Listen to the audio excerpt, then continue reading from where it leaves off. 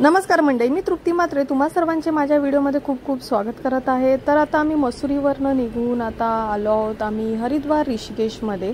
तर इथे हरिद्वार ऋषिकेशमध्ये जाण्याआधी आम्ही विचार केला की नीलकंठ महादेवाचे दर्शन करून जावे। तर आता आम्ही आलो आहोत नीलकंठ महादेवाच्या दर्शनासाठी। तर नीलकंठ महादेव हे पोडी शहरमध्ये स्थित आहे आणि हे ऋषिकेशपासून लगभग 3500 फीटवर स्थित आहे। नीलकंठ महादेव मंदिर ऋषिकेशमधल्या सर्वात पूर्व मंदिरापैकी एक आहे।